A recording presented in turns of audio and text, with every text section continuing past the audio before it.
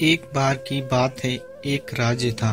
वहाँ के राजा के पास केवल एक पैर और एक आँख थी, लेकिन वह बहुत बुद्धिमान और दयालु था।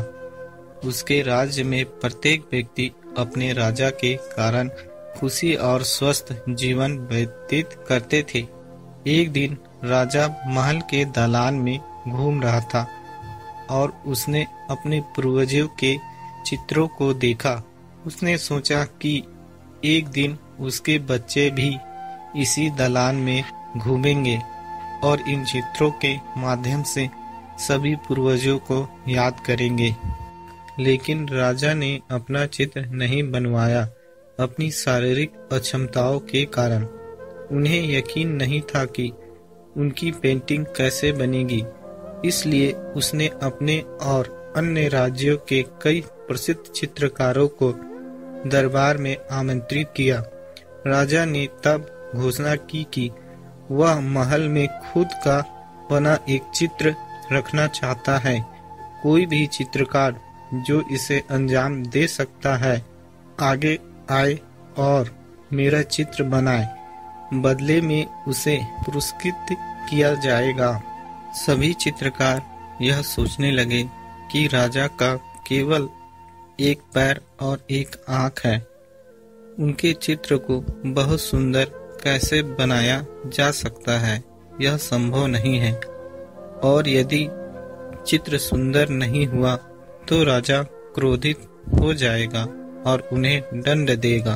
तो एक एक करके सभी बहाने बनाने लगे और विनम्रता से राजा की पेंटिंग बनाने से मना कर दिया।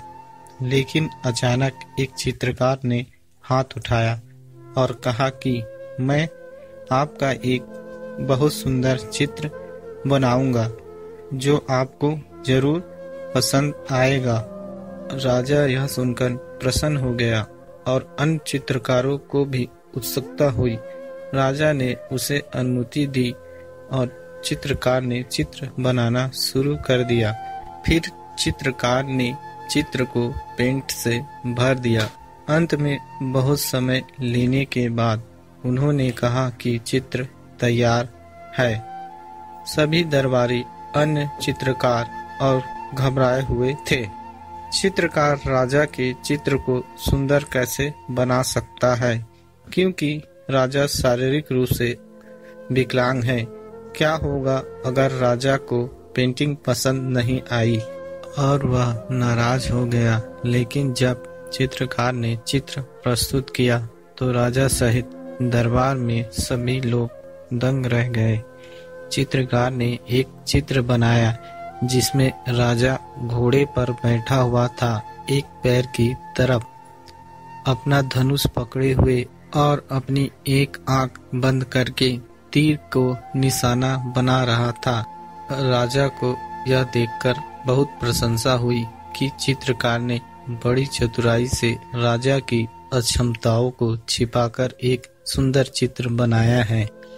राजा ने उसे बहुत बड़ा इनाम दिया।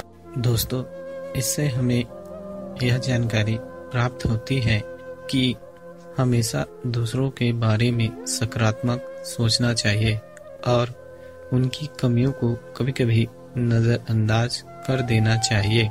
यदि हम नकारात्मक स्थिति में भी सकारात्मक सोच और दृष्टिकोण रखते हैं तो हम अपनी समस्याओं को अधिक कुशलता से हल करने में सक्षम होंगे।